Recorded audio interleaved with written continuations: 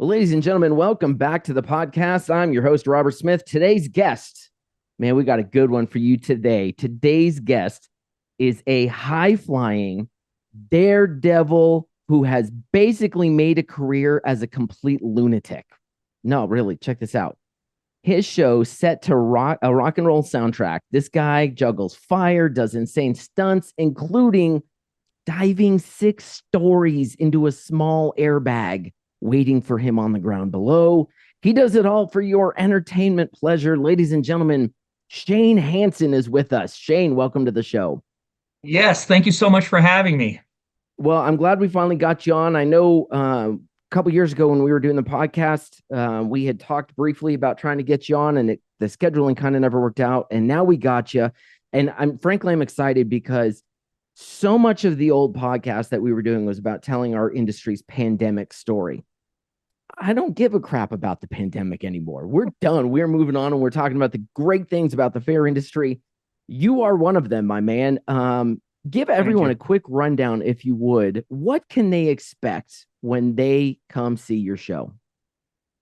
Well, it's a fast-paced, high-energy show. Like you said, um I'll just take it back for a second here. During the pandemics, when I came up with this show, because I had nothing to do for a year, so I said I want to do a new show of something I like, and I love rock and roll. I love that '80s music. I love AC/DC, Metallica, Poison, Rat. I love all that stuff. So I built a rock and roll themed show. I got the whole look going. I even go as far as wearing the eyeliner like the guys used to do. If I had the mullet, I'd be awesome, but I don't have that anymore. the, But the mullet. yeah, I do like 5 different things in my show. I do juggling, I do trampoline, I do this thing called a loop to loop where I go faster and faster. I bring kids into the show and I do a real quick levitation trick with a young girl, and then I'll bring one of the guys up to help me do a jump rope on the trampoline. And then of course, the ending of my show is a 65-foot high dive into an airbag. Um, like I said, to Mm-mm. that awesome rock music soundtrack, I got pyro in the show, I got special effects, and I really enjoy doing that show. I mean, I really do. So, what I got to ask you, what song is playing when you take the swan dive? Okay, so right before I do it, I ask my guy backstage to play a good piece of music, and he plays another one, Bites the Dust by Queen. And everybody gets a good laugh out of that. And I play a couple other funny songs. That's And not how it's supposed to go, man. actually, when I do the dive, it's silent. And the audience, I'll tell you what the audience does. When I hit that airbag, half of the audience cheers, and half the audience goes, "Oh, they want to see bad things, man." Isn't that so human of us? Like we want to see the train wreck. Like every Yeah, time when you think about these stunts, like the Walendas and their high wire act, when you think about, way back when I was a kid, Robbie Knievel and Evil Knievel before that, people, hell, even NASCAR. People don't watch NASCAR to see who wins the race. They want to see the train wreck. They want to see the 30-car pileup. What is it with humans and wanting to see a disaster like what's the highlights on ESPN every night, you know? Always something like that. it was the crash, it was the injury, it was the we were kind of trained ourselves to be a sadistic bunch. So 65 feet you're Yeah. dropping, you're diving. Yeah. How big is this airbag? It's about 10 feet wide by about 12 feet long, and it's only about 6.5 feet tall. Wait, so it's like a 10 by 12. So Yeah. that's the size of like that a small child's bedroom, like small. So And you're I try to explain to 65 feet people. up. Where do you have like you're insane. So I have an You are aiming out of point your that damn I aim mind, to. man. Yeah. But I tell people when they say, "What's it look like from up there?" I literally say, it looks like when you're texting on your cell phone, about the size of what your cell phone is in your hand in front of you is about what my airbag looks like. And then I'm diving into that from up there. So your perspective is about you're hitting a target that, I mean, obviously it's bigger, but from your perspective, that target's about the size of a cell phone. Yeah, it looks like it to me. Oh, It's nah. fun on those windy days. No, thank you. That's like where do you have to hit? Like, cause when you hit an airbag like that, I'm guessing it's 65 feet. I'm trying to think, like when I was a kid, like I'd get with my parents had their house was a flat top roof here in New Mexico, and it was only one story, but me and my friends would sometimes be like swan dive off it like daredevils, but that was only, I don't know, how tall is the house, 12 feet, 15 feet maybe, Right? like and Yeah. we were jumping down into pea gravel and sand. So like that was not a big deal. But at 65 feet, you got how do you know how fast you're traveling when you hit that airbag? Like, or how hard, I've how much never really, force? I've never, I've never been able to monitor that, but I'm moving pretty fast. I mean, it all happens quick, it happens the second I jump off to the second I hit. It just seems like this to me. I mean, I kind of see what I'm doing. I kind of know to turn, but it happens pretty quick. And I try and tell people that ask me about what it's like to be that high. I say, next time you're on vacation at a hotel and you're on the sixth floor, look over the balcony, and that's what I'm jumping to is the ground. Towards something that looks like it's the size of a cell phone. Basically, yeah. That's ridiculous. Now, you have to fall a certain way because I remember years ago when Kevin and Kristen were doing their movie stunt adventure deal. I helped them out with it once, and they were telling me like you have to hit the bag a certain way because if you don't, the bag itself can injure you. So Yeah. So how it's does that funny you work from mentioned 65 feet? Yeah. It's funny you mentioned Kevin and Kristen. That's the airbag I used, Kevin sold me, and Kevin was kind of there giving me some advice on Mhm. stunt falls and things like that. And obviously I've been in the circus all my life. I've done all these acrobatic acts and that, so I kind of know how to flip and fall and kind of do things like that. But the way I do it is I do basically a front somersault. So I do a front swan dive and then I turn at the last minute and land flat on my back. Um, 99% of the time, I do it right. Every once in a while, something will happen and I'll be a little crooked or I'll overturn, underturn, and your body just kind of jerks a little bit. And yeah, it can be a little bit of pressure on your body for sure. But for the most part, I kind of do it right all the time. I Well, hope hope to at least. with that, I would imagine with that level of physicality, you've got to be doing some work outside of the show to stay in shape. And because with me having arthritis, if I dove off like that, forget it, I'd be done. Like it's not my body ain't gonna hold up with that. But you must have a fairly good routine to stay in shape and be able to do this performance and do these stunts. What's that look like for you? People that are going to watch this podcast are going to laugh at this because they know how I eat and how I drink Let me sodas guess, and hot stuff like dogs that. and beer. You and But Babe Ruth, but hot no no dogs and no beer, no no right? no no.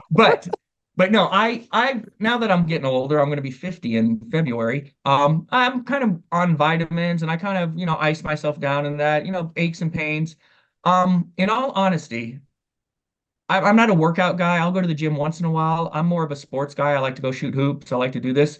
And when I'm on tour from basically March until November, my setup and tear down and just constantly doing the show is a workout. Because every time I come out of that show, I'm sweating and I'm like all pumped up. So it's Yeah, like going to the gym for half an hour when I go out there because it's a one-man show. It's me. So from start to finish, it's nonstop action and yeah. I'm doing trampoline to loop to climbing a 65-foot pole. So that's kind of my workout.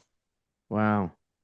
That's I mean, that's impressive. I mean, I get the load in and setup thing because, unloading our trailer to do the load in all the games and whatnot for our setup. But, um, it's always interesting to me because I think about the guys like you or Kevin and Kristen and that have these elaborate shows, and you guys, you work, 3 or 4 times a day for 30 minutes. But for that 30 minutes, it's like you're running a marathon.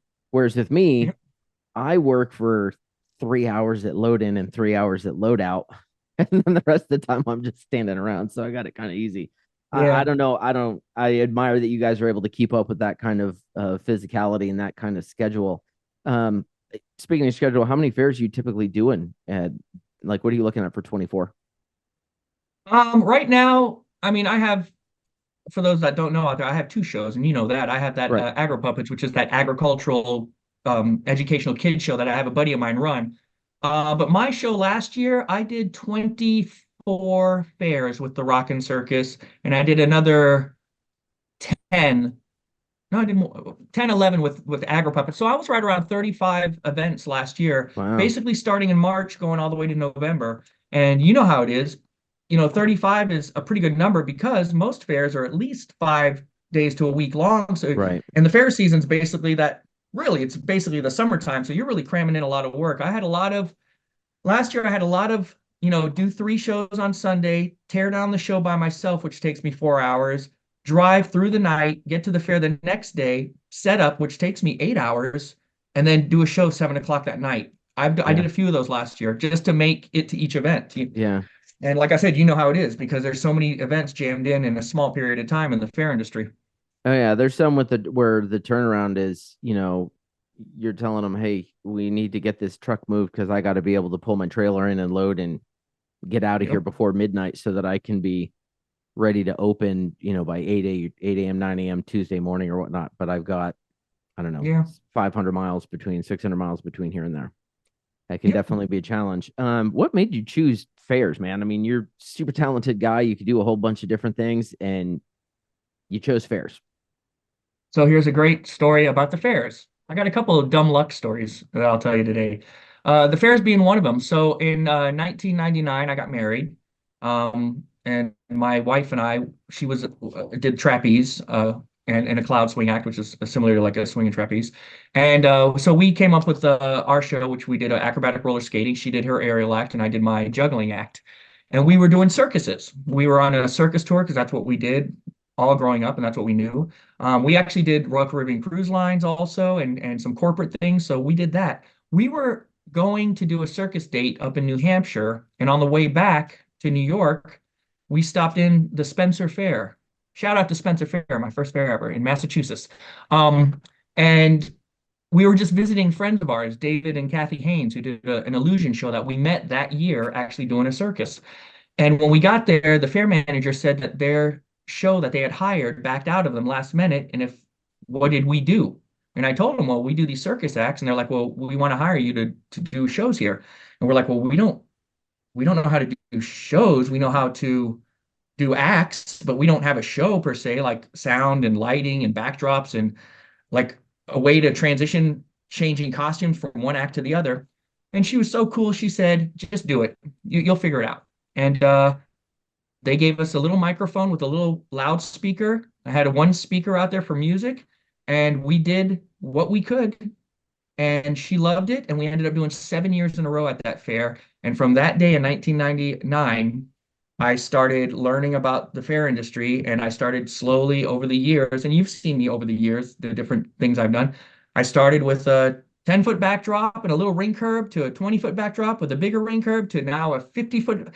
And the shows just progressed and got bigger and bigger. And that's basically how I got in the fair industry. It was just visiting a friend, and I had an opportunity presented to me, and I kind of saw the potential in it. And I'm so glad I did. Wow. Well, you've definitely had a heck of a career so far. What do you think the most important lesson is that you've taken away from working in this industry? Um, be, you know, this I say this to a lot of entertainers. I just get into it. Do what you say. Don't promise these like I know a lot of shows that they say they can do this, they can do this, they can do this, and then when they show up, they don't do any of it. They do half of what they said. Be true to yourself, be true to what your show is, and give the people what you say you're going to give them, you know? Um, don't shortchange people, don't skip corners in that. In this industry, it's really with shows, they pay a good amount of money for entertainers and people to come in for their fares. So, give them what they pay for. And that's kind of what I go by. I really try and give the most bang for the buck that people, that hire me, I want to give it to them. Wow.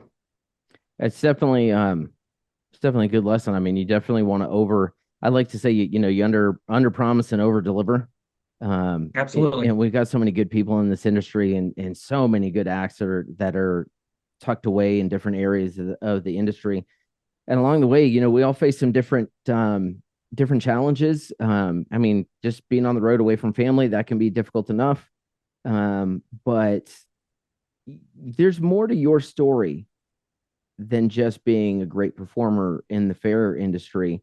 You've been open about sharing your past struggles with addiction. I know it's been a real challenge for you. What can you share with us about that? Yeah, I'll share everything with you about that. I still, after all these years, it's so hard for me to try to put it together. So, I was never a drinker when I was young. I was all about sports. I really was. I never drank really much in my 20s. Maybe start my late 20s, I'd have a beer here and there, go to trade shows, have a few drinks with you guys. And I don't know, I have that addictive personality, I guess, with everything. Like with my shows, I want to make it bigger, better. I get all caught up in it. I just started drinking, and it just got worse and worse, man. It just overtook my life. It started off with a few beers here and there, then it was beers every day, then it turned to vodka, then it was only vodka, and then it was vodka all day, every day. And I never did drugs in my life. I was never a drug person at all. But the alcohol got me. And I knew for a long time that I had a problem. I really did. Throughout my 30s, until I got sober a few years back. It was a good 15 years where I knew something was wrong and I tried to hide it as much as I could. And that's kind of where everything goes wrong is when you have something like that and you don't reach out for help or you don't admit you have it and you try and hide it. And the more I hid it, the more problems it caused in my life. I mean, I was married for 20 years and it was a major, major part of my divorce. And it was, I don't think it was so much the actual act of drinking.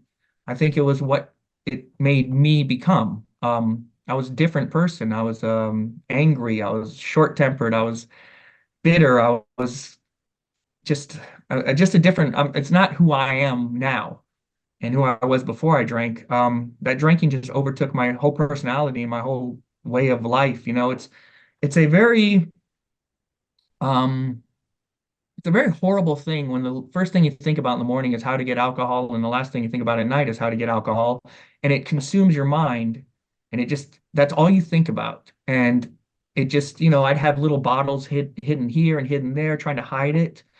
And because I think the way I was doing it was I didn't want to disappoint people in my life. So I thought if I lied about it and hid it and didn't show it so much that it would make the other people happy, but I could still do what I wanted to do.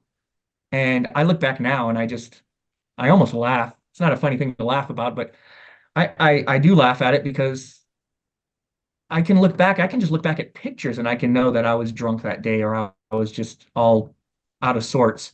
And I thought I was hiding it from people and thinking people were oblivious to it, and they weren't. Everybody knew, what I was going through, and I just didn't want the help, and I was defensive about it. But um, I I'm happy to say that I'm coming up in May. I'll be 5 years sober. I went to a rehab the year before COVID, and something happened to where I just kind of had a moment of clarity, and I said, "Oh my gosh, I need help." I was just recently divorced. I was having lots of problems with, losing friends. Um, Even my daughters. I have a good relationship with my daughters now. Great with my daughters, but I still have a little issues with some of my family. And best thing I ever did in my life was get sober, and I'm so happy I did. And like I said, I'm coming up on 5 years. It's a daily, it's a daily reprieve, basically. Every day I got to remember what will happen if I go back to that way. But yeah, that's my story, and I do have a small part in the show where I share a very small part of what my story is and what happened. And the response that I've gotten from that, because I hand out free literature at the end of the show, to get help and numbers and websites, and the response is ridiculous. It's kind of crazy how many people are struggling with addiction in this country, and it could be alcohol, it could be drugs, it could be whatever, but it's an epidemic, man. It's crazy, and It sounds you like know, this addiction really consumed every corner of your life. absolutely, it does. It just when I say it overtakes your life, it overtakes your life. It makes you a person you're not. It makes your thoughts not what your thoughts usually are. Your actions, it just it changes you. It just changes you. You get paranoid. You become a bitter person for no reason. You become short-tempered. You become jealous. You become all these weird things that I'm not. I think we all have that in us, but it just brings it to the forefront like a thousandfold. And it's also not good for you health wise. I mean, I can't imagine any doctor out there is going to tell me that for 10 years when I was drinking a bottle of vodka every day, it was good for me because I'm pretty sure it wasn't, Yeah. but it does. It consumes your life, and it destroys lives. It destroyed my life. and I watch it all the time destroy other people's lives. And it's just a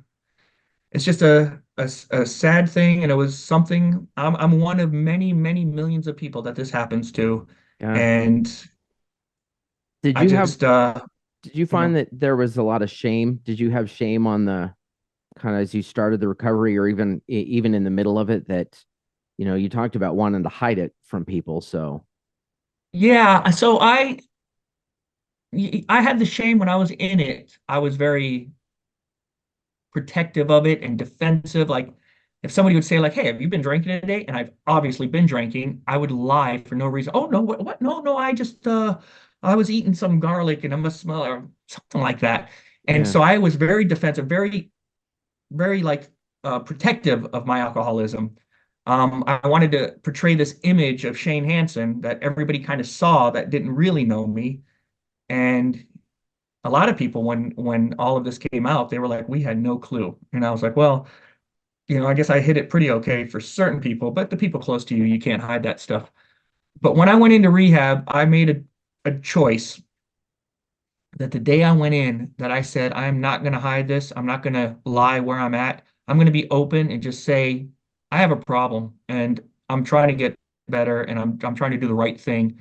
And I wasn't going to let anybody, you know, make me feel bad about that. leading I'm a much more honest person now, much more open and honest than I was when I was in my drinking days, for sure. leading up to that decision to go into rehab, was there concern that, how do I phrase this, by going into rehab that there was, you were acknowledging that you had an issue? Were you worried about judgment from other people, from your family, from your friends, that, oh, he's this? And do you think that was maybe held you back from going initially, or no? I think I think that my close family um, and friends were really happy that I did it because they were the ones that saw what it was doing to my life and what my life had become that 2018 and going into 2019, that my life was really just off the tracks. Um, Maybe to the outside people, they might be like, "Oh my gosh, oh, what is he, an alcoholic?" Oh, what, they might have some judgments. I can't control what other people's thoughts and feelings are towards me. I can just control what I do and try to make myself a better person. But I would venture to say that everybody, and I've had fair managers actually come up and say this to me too, which is just so humbling, is that now when they see me and they follow me on Facebook or they follow my story, they say how proud they are of me and how awesome it is that I got sober and I don't want to call myself strong enough. I was fortunate enough to somehow take to the program. And so I think it all comes around. I think when people can judge quickly. I mean, if you go online today on any news place, there's going to be somebody that's struggling, getting a divorce or doing this or something happening, and people right away are like, "Oh, what a moron for doing that. Oh, what a weak person. Oh, you're so Right. weak. You can't control that." But it is it's a hard thing to control sometimes, some of these It, things in our life. oh, it's almost like social media has made it very easy for us to, dish out judgment on other people without Yeah. having any clue what's going on. Like, it's easy to judge people um, for whatever reason. Oh, they, like you say, oh, they went into rehab, or oh, they are getting divorced, or they, whatever it was. And when we've got no context on that person and understanding what really is going on behind the scenes, I think Yeah. the I I mean, think the judgment is almost a weakness. I frankly, I'm the guy who anymore looks at the person like you, who can look inwardly and say, man, this, I'm in a bad way. I'm screwing things up. I'm making mistakes. I need to correct this. I look at that with admiration and respect. I don't know how many people really do anymore. Like I said, I think it's real easy just to dish it out. But I see when I'm flipping through Instagram, I'll see these really like incredibly obese people that are trying to lose weight. They're in the gym. They're like, I think it was last night I saw one. This gal, probably, she says on her caption, she weighed 500 pounds.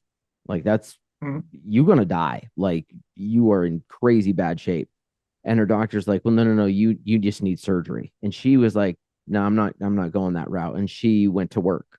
And in 2 years, she's lost like 220 pounds or something like that. So she's still got a ways to go. But I'm like, keep going. Like that has Yeah. all my respect. So somebody like you who can say, yeah, this is not a good situation and I'm going to go try to fix it.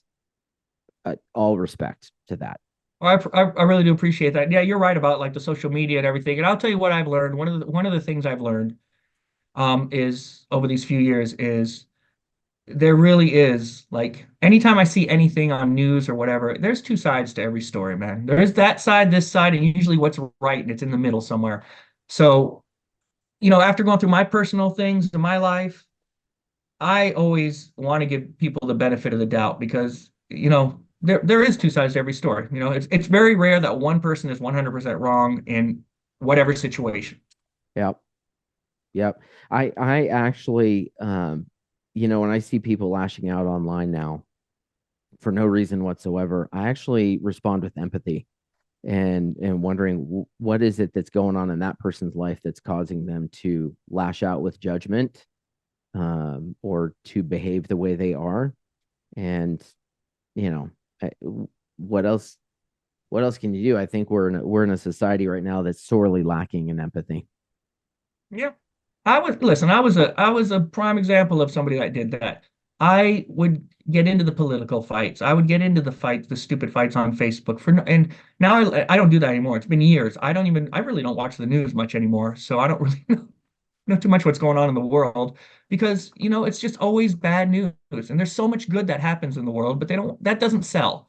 Yeah, And I got caught up in that whole thing of, arguing for no reason with somebody that's not going to change my mind and I'm not going to change theirs. And then I just look like a fool on social media. And it's yeah, actually come back to hurt me in my professional life.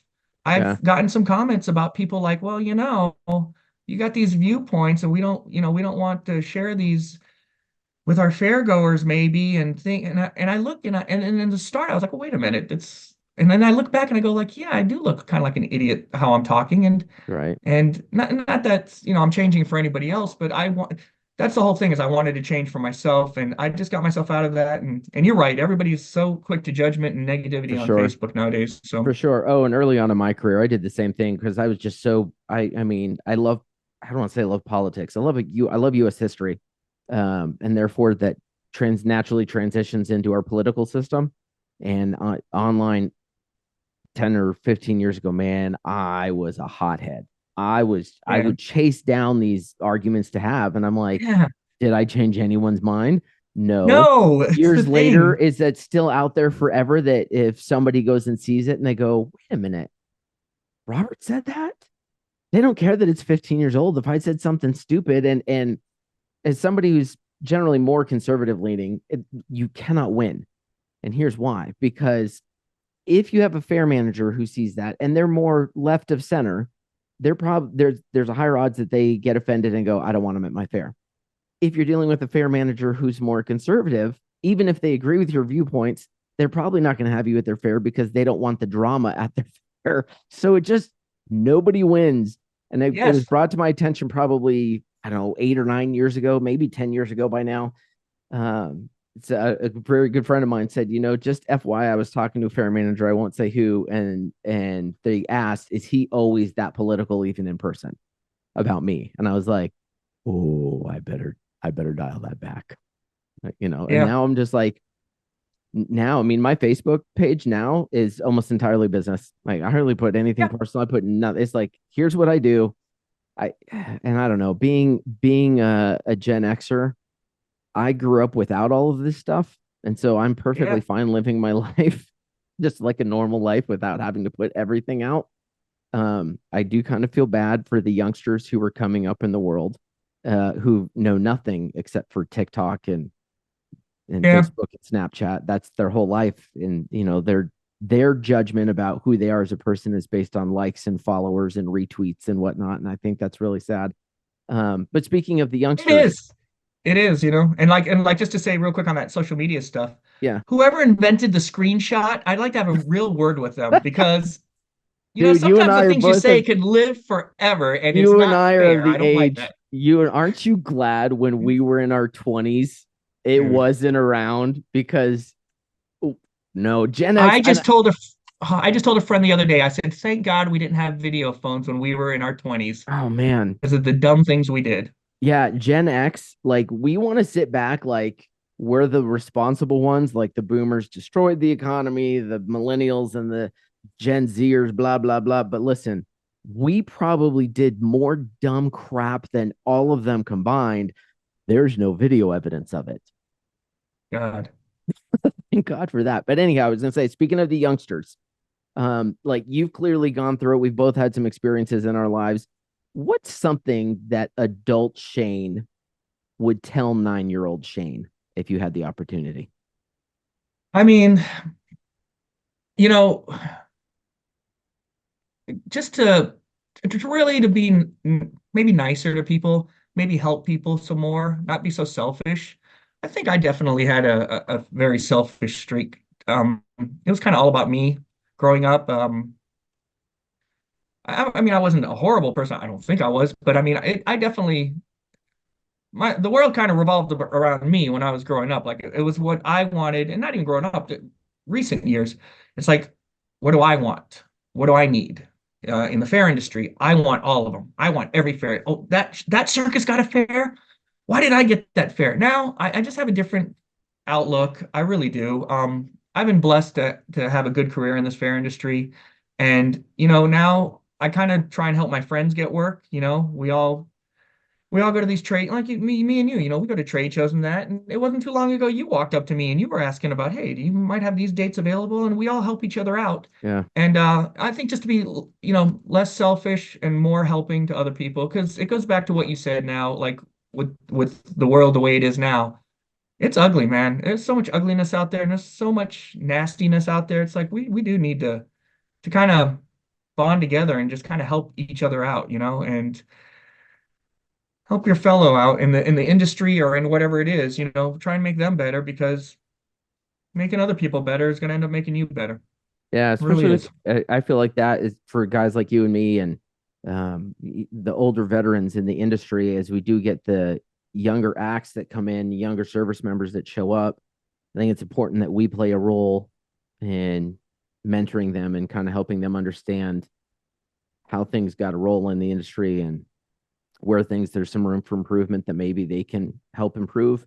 Um, Absolutely. who have you had someone in the fair industry that has been a professional mentor for you? Like In a the fair fair manager industry, or fair manager or something that you were close to and helped you out? I have a few people that were very uh influential in Yeah. in my early years. I will throw a name of somebody out that I respect very much, and that helped me incredibly. It's Corky Powers with Powers Great American Midways. Yep.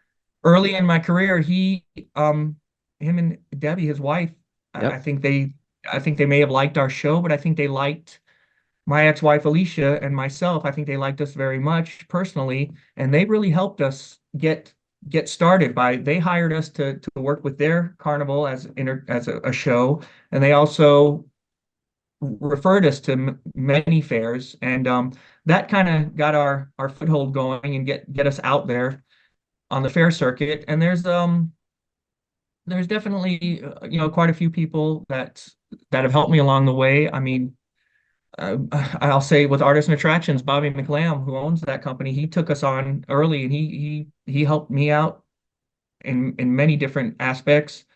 That whole company has helped me out, and a lot of other fair managers just by word of mouth.